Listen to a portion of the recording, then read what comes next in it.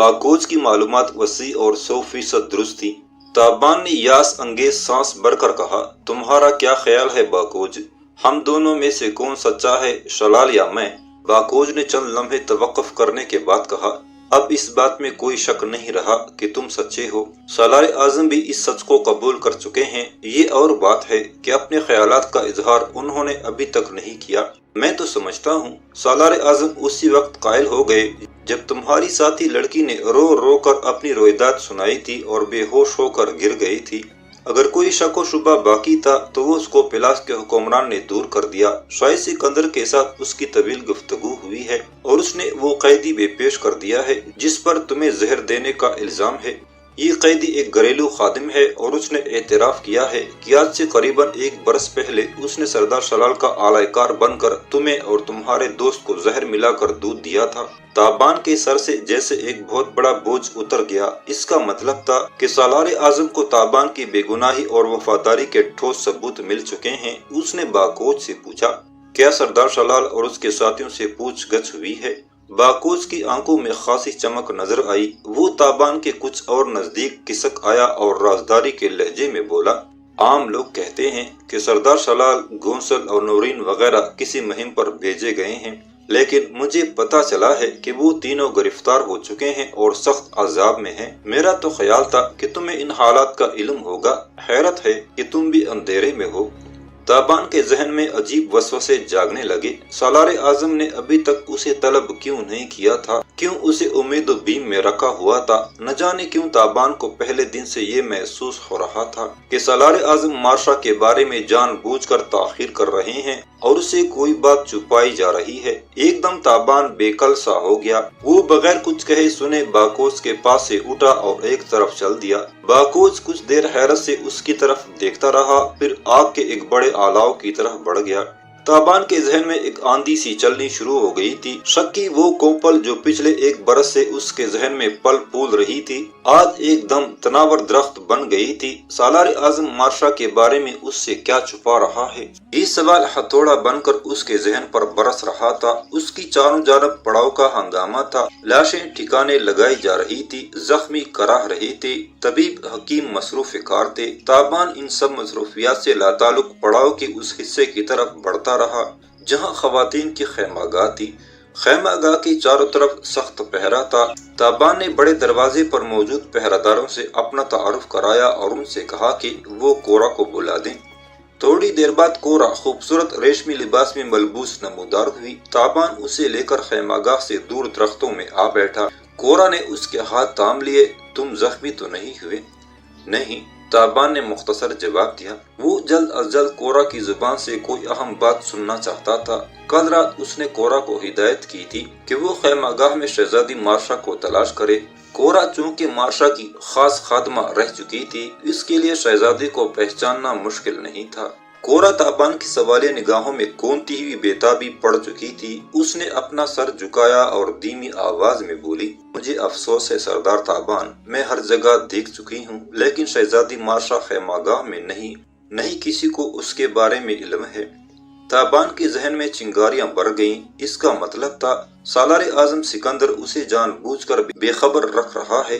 मार्शा उसके साथ नहीं थी और वो जाहिर कर रहा था कि वो साथ है। वो शाही खैमा में नहीं थी, खवातीन की खैमागाह में भी नहीं थी। 1 बरस पहले वो एतज में भी कहीं नहीं थी। शायद वो थी ही नहीं। शायद किसी हवस परस की निगाह उसे काह गई थी या मकदूनिया के शाही महल की दीवारें उसे चाट गई थी। कोरा ने ताबान के चेहरे का मद्देनजर देखा तो डर गई। सहमी हुई आवाज में बोली, तुम कोई गलत कदम न उठा बैठना। मुझे यकीन है कि शहजादी जिंदा है, वो मिल जाएगी। ताबान ने खाली नजरों से कोरा की तरफ देखा। इस घड़ी वो एक बदला हुआ शख्स दिखाई देता था। ये वो सीधा साधा गुलाम नहीं था जो बात बात पर मुस्कुरा देता था और जिसके चेहरे पर हम वक्त लापरवाही छाई रहती थी। ये एक संजीदा नौजवान था जिसकी आंखों में जहानत की बिजली तड़पती थी और जो हर कठिन काम कर गुजरने पर आमादा नजर आता था। कोरा ने फिर कहा, मुझे डर है कि तुम सालार आजम से शहजादी के बारे पूछोगे। अगर इस सवाल पर सालार आजम नाराज हो गए तो बहुत बुरा होगा। शाही अताब तुम्हारे साथ मेरी जान भी ले लेगा। मैंने तुमसे मशवरा नहीं मांगा, तुम जा सकती हो। ताबान ने इंतहाई खुशक लहजे में कहा। इस लहजे ने कोरा को लर्जा दिया। वो मेकान की अंदाज में खड़ी हो गई और चंद लम्हे उंगलियां मरोड़ने के बाद वापस लौट गई।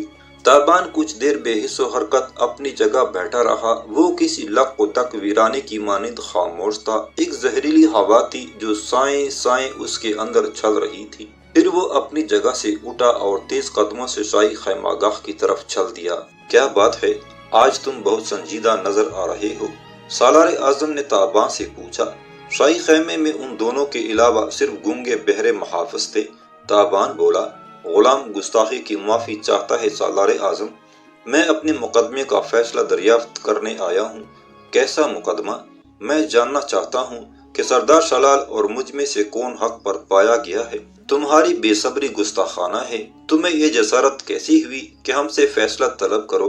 क्या तुम्हें इल्म नहीं कि ऐसे मामलात की तहकीक के लिए वक्त दरकार होता है? सिकंदर के तुंद तेज लहजे को नजर अंदाज करते हुए ताबान ने कहा, सालार आजम, मैं जानता हूँ मैं आपके गजब को आवाज देकर अपनी जिंदगी दावों पर लगा रहा हूँ, लेकिन मैं ये कहे बगैर नहीं रह सकता कि आपकी तरफ से मुझे अंधेरे में रखा जा रहा है। आप मुझे 10 बरस का इंतजार करने का हुक्म दे तो मैं बसरो जिस्म करूँगा, लेकिन जब इंतजार की तवालत ही मालूम न हो तो दिल कैसे करार पाए? मैं एक बशर हूँ और बशरी कमजोरियों से पाक नहीं। सिकंदर की आंखें हैरत से फैल गईं। शायद उसे अपनी समात पर यकीन नहीं आ रहा था। एक मामूली गुलाम यूं आंखों में आंखें डालकर उससे बात करेगा, ये उसने कभी ख्वाब में भी न सोचा था। गजब से उसका चेहरा सुर्ख हो गया। वो इतने जोर से बोला कि खेमे में आवेजा तिलाई पिंजरे की सुनहरी चड़ियां पड़पड़ाने लगी। बदबख्त, तुझे पता है तू किससे बात कर रहा है? हम तेरी जुबान खिंचवा कर कुत्तों के आगे फेंक देंगे। तू समझता है कि हम तुझे धोखा दे रहे हैं या तेरी महबूबा को अपनी ख्वाबगाह की जीनत बना रहे हैं? क्या समझता है तू? सिकंदर के गजबनाक चेहरे को देखते ही गूंगे बहरे मुहाफिजों ने तलवारें बेनियाम की और ताबान को जद में ले लिया। सिकंदर ने चीख कर बैरूनी मुहाफिजों को आवाज दी। खेमे का पर्दा उठा और जाती दस्ते का चाको चौबंद जवान लपक कर अंदर आ गए। सिकंदर गुर्राया, ले जाओ इस कुत्ते को और एक एक बोटी अलग कर दो इसके जिस्म से। मुहाफिज ताबान पर पल पड़े और पलक चपकते में उसे खींचकर शाही खेमे से बाहर ले आए। खेमे से बाहर मौजूद सिपाहियों ने बड़ी हैरत से ताबान की तरफ देखा। कुछ देर पहले उसे बहुत इज्जत और एहतराम से खेमे में ले जाया गया था, अब वो सिपाहियों के धक्के खाकर बाहर आ रहा था। ताबान का बेतासुर चेहरा किसी पत्थर की तरह सख्त था। शायद उसे संभालने वाले मुहाफिज तादाद में कम होते तो वो किसी तरह जोर मारकर उनकी गिरफ्त से निकल जाता, लेकिन मुहाफिज उससे चींटियों की तरह चिमटे हुए थे, जैसे वो कोई गैर मरई मखलूक हो जो उनके हाथों से निकल जाएगी। धकेलते और घसीटते हुए वो उसे एक अकूबत खाने में ले आए। शाही खैमागाह से कुछ फासले पर ये आर्जी अकूबत खाना एक झोंपड़ी में कायम था। ऐसे झोंपड़ों को आहनी तारों के जाल से महफूज कर दिया जाता था। झोंपड़े में पहले से 2-3 कैदी मौजूद थे। झोंपड़े का चौबे दरवाजा बंद हुआ तो बाहर की आवाजें यकलख्त मादूम हो गईं। अब ताबान था और बिपरे हुए शाही मुहाफिज थे। उनकी इयानत के लिए खूनख्वार सूरतों वाले बर्बरी जलाद भी मौजूद थे। ताबान के कपड़े पाड़कर जिस्म से जुदा कर दिए गए और उसे आहनी शिकंजे में कसकर कोड़ों की बारिश कर दी गई। ताबान की काल मोटी थी, वरना वो चीख चीख कर आसमान सर पर उठा लेता। वो बर्दाश्त करता रहा, लेकिन कब तक? बेपनाह तशद्दुद के सबब आखिर वो बेहोश हो गया। उसे दोबारा होश आया तो अकूबत खाने से बाहर सुबह हो चुकी थी। वो सारी रात आहनी शिकंजे में कसा रहा था। जिस्म के मुख्तलिफ हिस्सों से खून रिस रहा था। दोनों पाँव शिकंजे की बंदिश से सूजे हुए थे। उसने पाँव को हरकत देना चाही तो पूरा जिस्म नाकाबिले बर्दाश्त टीसों से सनसना उठा। उसने गर्दन ढीली छोड़कर आंखें मूंद लीं। करीब ही किसी दूसरे अकूबत खाने से लर्जाखेज चीखें सुनाई दे रही थी। ये चीखें उस वक्त भी सुनाई दे रही थी जब ताबान को यहाँ लाया गया था। रात के वाकयात उसके जहन में गर्दश करने लगे। वो बेहद धीमे मिजाज का आदमी था, मगर रात उसका दिमाग इस बुरी तरह बुनाया गया कि अपने अफ़आल पर उसे कतई अख्तियार नहीं रहा था। दरहकीकत 1 बरस के तवील इंतजार ने उसे बर्दाश्त की आखिरी हद तक पहुँचा दिया था। वो जल्द अज जल्द माशा की सूरत देखना चाहता था। कम अज कम उसे ये तो मालूम होना चाहिए था कि वो जिंदा भी है या नहीं। वो किसी आस के साथ सिकंदर तक पहुंचा था। اس کا خیال تھا کہ سکندر تک رسائی حاصل ہوتے ہی اس کے سامنے مسرتوں کی انبار لگ جائیں گے، ان تمام تکلیفوں کا مداوع ہو جائے گا جو وہ پچھلے 1 برس میں اٹھاتا رہا ہے، لیکن ان مصائب کے صلے میں اسے اور مصائب مل رہے تھے۔ اس پر پھولوں کی بارش نہ ہوئی تھی مگر کوڑوں کی بارش تو نہ ہوتی۔ ایک زخمی سی مسکراہٹ اس کے لبوں پر کھیل گئی۔ اپنے رہے سہے غضب سے چھٹکارا پانے کے لیے اس نے پانی کی صدا بلند کی۔ ایک جانب سے کرخ چہرہ خادم نمودار ہوا۔ اس نے زہرناک نگاہوں سے تابان کو دیکھا، پھر مٹی کے پیالے میں گدلا پانی اس کے ہونٹوں سے لگا دیا۔ شاید پیاس میں یہ پانی اسے امرت محسوس ہوا، سینے میں ٹھنڈک سی اتر گئی۔ کچھ پانی چلک کر چھاتی اور پیٹ پر گرا، تازہ زخموں سے ٹیسیں بلند ہوئیں۔ وہ ان ٹیسوں کا مزہ لینے لگا۔ یہ اذیت مارشا کی آرزو کا صلہ تھی، اس میں لطف کیوں نہ ہوتا؟ اس نے آنکھیں بند کر لیں اور دل ہی دل میں مارشا مارشا پکارنے لگا۔ آئندہ کیا ہونے والا تھا اسے کچھ معلوم نہیں تھا اور وہ معلوم کرنا بھی نہیں چاہتا تھا۔ موت سمیت ہر حادثے کے لیے وہ ہر وقت تیار رہتا تھا، جیسے کوئی مہم جو سامان باندھے، ایک پاؤں رکاب میں رکھے، ہمہ مائل با سفر ہو۔ معاً کچھ آہٹوں کے سبب اس نے آنکھیں کھول دیں۔ سامنے جمعیت متحدہ یونان کی معتبر ترین ہستی سکندر کے روپ میں کھڑی تھی۔ اس کے عقب میں خاص محافظوں کا دستہ تھا۔ عقوبت خانے کا نگران اعلیٰ بھی ہمراہ تھا۔ سکندر رات بھر نیند کے بعد تر و تازہ نظر آتا تھا۔ اس کی شفاف آنکھیں بتا رہی تھی کہ وہ رات کی طرح نشے میں نہیں۔ وہ کچھ دیر خالی نگاہوں سے تابان کو دیکھتا رہا، پھر اس نے عقوبت خانے کے نگران جلاد کو اشارہ کیا۔ نگران نے جلدی سے بڑھ کر تابان کی کلائیاں اور ٹخنے آہنی شکنجے سے آزاد کر دیے۔ 2 محافظوں نے تابان کو سہارا دیا، تاہم تابان اس سہارے کے بغیر ہی کھڑا ہو گیا۔ سکندر کچھ دیر تعصب سے تابان کے زخموں اور ورم آلود پاؤں کا جائزہ لیتا رہا، تب اس نے محافظوں کو ہدایت کی اور وہ اسے لے کر سکندر کے پیچھے چل دیے۔ تھوڑی ہی دیر بعد تابان نہا دھو کر مرہم پٹی سے فارغ ہو چکا تھا اور نئی پوشاک پہنے سالار اعظم سکندر کے روبرو بیٹھا تھا۔ سکندر کے چہرے پر ملائمت تھی۔ وہ گویا ہوا، ہمیں رات کے واقعے پر افسوس ہے۔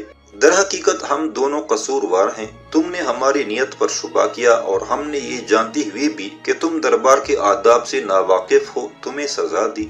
تابان نے کہا، عالم پناہ، آپ ہمارے جسم و جان کے مالک ہیں، میں شرمندہ ہوں کہ میرے کلام سے آپ کو رنج پہنچا۔ سکندر نے منقش طلائی جام سے شراب سرخ کا گھونٹ لیا اور دھیمی آواز میں بولا، تم جانتے ہو ہم تمہاری طرف سے بے رخی کیوں برت رہے ہیں؟ پھر خود ہی جواب دیا، اس کا ایک سبب تھا، ہم اس امید میں تھے کہ شاید تمہاری نگاہوں میں شرمندہ ہونے سے بچ جائیں۔ میں حضور کی بات کا مطلب نہیں سمجھا۔ تابان نے کہا، ہم جانتے ہیں کہ تم نے ایک بے مثال کام کیا ہے، ہماری خاطر تم نے اپنی جان خطرے میں ڈالی ہے اور وہ گراں قدر معلومات فراہم کی ہیں جن کی اساس پر ہم آج اس جگہ موجود ہیں۔ اس کارنامے کی عوض تمہیں جواہرات سے تولا جائے تو بھی کم ہے۔ تم ہر طرح اس انعام کے حقدار ہو جس کا ہم نے تم سے وعدہ کیا تھا اور یہی امر ہماری شرمندگی کا باعث ہے۔ تابان اپنی جگہ لرز گیا، سینکڑوں وسوسے ذہن میں کلبلائے۔ اس نے کچھ کہنا چاہا لیکن زبان نے ساتھ نہیں دیا۔ سکندر نے ایک نظر اسے دیکھ کر سلسلہ کلام جاری رکھا، تابان، ہم یہ اعتراف کرتے ہیں کہ تمہیں مہم پر بھیجتے وقت ہم نے ایک مصلحت آمیز جھوٹ کا سہارا لیا تھا۔ وہ دوشیزہ جو تمہیں مطلوب تھی ہماری دسترس میں نہیں تھی، تاہم ہمارے خاص اہلکاروں نے ہمیں یقین دلایا تھا کہ وہ زندہ ہے اور وہ جلد ہی اسے ڈھونڈ نکالیں گے۔ اس دن سے اس کی تلاش کا کام شروع ہو گیا تھا۔ ہمیں اس سلسلے میں مسلسل باخبر رکھا گیا اور ہم نے گاہے بگاہے متلاشی اہلکاروں کو ہدایات بھی دیں، لیکن افسوس کے ساتھ کہنا پڑتا ہے کہ ابھی تک دوشیزہ کو برآمد نہیں کیا جا سکا۔ قریباً 1 ماہ پیشتر ہمیں یہ اطلاع ملی تھی کہ مارشا نامی وہ لڑکی ساحلی شہر ہیلی کارنیس میں ہے۔ یہ اطلاع پہنچانے والے ہمارے 2 جاسوس تھے جو پچھلے کئی ماہ سے میلیٹس میں موجود ہیں۔ یہ اطلاع ہمارے لیے ناقابل یقین تھی، لیکن جاسوسوں نے دوشیزہ کے جو کوائف روانہ کیے وہ قابل غور تھے۔ میری ہدایات پر متعلقہ محکمے نے فوراً ایک پیمبر ہیلی کارنیس روانہ کیا۔ اس پیمبر کے ذمہ یہ کام تھا کہ وہ جاسوسوں کے اطلاع کی تصدیق کرے اور تصدیق ہو جائے تو فوراً واپسی اطلاع کرے۔ اس پیغمبر کا نام یرغا ہے۔ ہم اس انتظار میں تھے کہ یرغا واپس آئے تو ہم تم سے کھل کر بات کر سکیں، لیکن رات تمہاری ترش روئی نے ہمیں بھڑکا دیا۔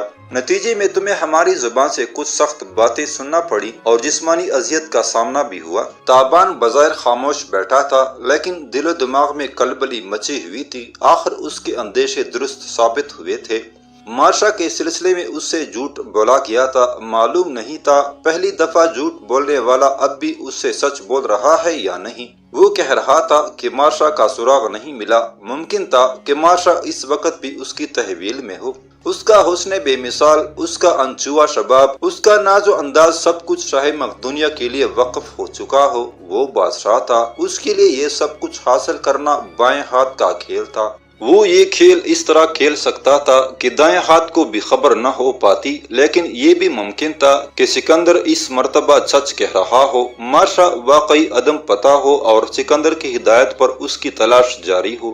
تابان کو وہ واقعات یاد آئے جو مشرقی ساحل کی مہم پر روانہ ہونے سے پہلے پیش آئے تھے۔ ایک رات اسے قید خانے میں لے جایا گیا تھا اور کچھ قیدیوں کی شناخت کرائی گئی تھی۔ بعد ازاں شاہی اہلکار تابان سے مارشا کے متعلق عجیب و غریب سوال کرتے رہے تھے۔ ایسے سوال جو مارشا سے دریافت کیے جاتے تو زیادہ بہتر تھا۔ ان دنوں تابان نے اپنے ارد گرد پر اسرار سرگرمیاں محسوس کی تھی، شاید یہ سرگرمیاں مارشا کی تلاش کے سلسلے میں ہی تھی۔ تابان نے ان معاملات پر غور کیا تو اسے سکندر کی باتوں سے سچائی کی بو آنے لگی۔ اچانک سکندر کا ہاتھ تابان کے شانے پر آیا، انگلیوں نے نرمی سے شانہ دبایا۔ سکندر کی حوصلہ بخش آواز ابھری، ہم تمہارے جذبات سے آگاہ ہیں، یقین رکھو ہم نے اپنی طرف سے کوئی دقیقہ فروغ گزاشت نہیں کیا اور نہ آئندہ کریں گے۔ اس دوشیزہ کا سراغ لگانا اب تمہارا ہی نہیں ہمارا بھی مسئلہ ہے۔ اس کام میں تاخیر ہو سکتی ہے لیکن یہ ہو کر رہے گا۔ تم ایک طویل مہم سے واپس آئے ہو، بہت تکے ماندے ہو، چند ہفتوں کی رخصت تمہارا حق بندی ہے۔ تم چاہو تو واپس ایتھنز جا سکتے ہو یا کسی ساحلی جزیرے میں آرام کر سکتے ہو، اگر مناسب سمجھو تو ہمارے ساتھ سفر جاری رکھ سکتے ہو۔ میں نے وزیر مہمانداری کو ہدایت کر دی ہے، وہ ہر طرح تمہاری سہولت کا خیال رکھے گا۔ اور ہاں، تمہارے لیے ایک اچھی خبر بھی ہے۔ سکندر نے ایک لمحہ رک کر تابان کی آنکھوں میں جھانکا، پھر مسکرا کر بولا، آج سے تم ایک ہزاری سالار ہو۔ سالارے کی تلوار تمہیں ایک تقریب میں پیش کی جائے گی اور اس تقریب میں تمہارے مجرموں کے لیے سزا کا اعلان بھی کیا جائے گا۔ میرے مجرم؟ تابان نے بے ساختہ پوچھا۔ ہاں، سردار شلال اور اس کے دونوں ساتھی، وہ تمہارے مجرم ہیں۔ اس وقت وہ حراست میں ہیں اور ہمارے عذاب کا مزہ چکھ رہے ہیں۔ اگر تم چاہو تو ان کی حالت کا مشاہدہ کر سکتے ہو۔ سکندر کے لہجے میں اچانک ہی خوفناک صفا کی اود کرائی تھی۔ اس سے پہلے کہ تابان کوئی جواب دیتا، سکندر نے تالی بجائی۔ مسلح محافظ تنے ہوئے سینوں کے ساتھ اندر داخل ہوئے۔ سکندر نے کہا، یک ہزاری سالار تابان کو لے جاؤ اور عقوبت خانے میں شلال اور اس کے ساتھیوں سے ملاؤ۔ محافظوں نے جھک کر تابان کو تعظیم پیش کی۔ تابان اپنی جگہ سے کھڑا ہو گیا۔ وہ سب الٹے پاؤں چلتے سکندر کے خیمے سے نکلے اور عقوبت خانے کی طرف روانہ ہو گئے۔ قریباً 2 فرلانگ چل کر وہ ان منحوس جھونپڑیوں کے سامنے پہنچے جن کو باریک آہنی تاروں کے جال سے ڈھانپا گیا تھا۔ ایسی ہی ایک جھونپڑے میں رات تابان پر تشدد ہوا تھا۔ مسلح محافظ تابان کو لے کر ایک دوسرے جھونپڑے میں داخل ہوئے۔ اندر سے چیخ و پکار کی آوازیں آ رہی تھی۔ تابان کو اندازہ ہوا کہ یہی آوازیں رات اس نے سنی تھی۔ جھونپڑے کا دروازہ کھلا تو اندرونی منظر تابان کو ششدر کر گیا۔ وہ سردار شلال جو کل تک سکوپیلاس میں سیاہ و سفید کا مالک تھا اور نورین و گونسل جو اعلیٰ عہدوں پر فائز تھے، زنجیروں میں جکڑے اوندے منہ پڑے تھے۔ ان کے جسموں پر لباس نام کی کوئی چیز نہیں تھی اور چہرے پسینے و گرد و غبار سے اٹ چکے تھے۔ جھونپڑے میں جلے ہوئے گوشت کی بو پھیلی ہوئی تھی اور آلات ایزار رسانی بکھرے ہوئے تھے۔ ایک طرف بٹی میں پتھر کی ایک بڑی سل تپائی جا رہی تھی، دوسری سل سردار گونسل کی پشت پر پڑی تھی اور وہ اس کے بوجھ تلے ماہی بے آب کی طرح تڑپ رہا تھا۔ کچھ دیر بعد سل ٹھنڈی ہو گئی، اسے اٹھایا گیا تو سل کے ساتھ ہی گونسل کی پشت کا گوشت اور چربی اتر آئی۔ وہ اپنا سر زمین سے ٹکرانے لگا اور دیوتاؤں سے موت طلب کرنے لگا۔ یہ نظارہ تابان جیسے پتھر دل کو بھی لرزا گیا۔ عطاب شاہی کے بارے میں اس نے سنا تو بہت کچھ تھا، لیکن دیکھ پہلی مرتبہ رہا تھا۔ وہ ان تینوں مکاروں کو ان کے حال پر چھوڑ کر عقوبت خانے سے باہر نکل آیا۔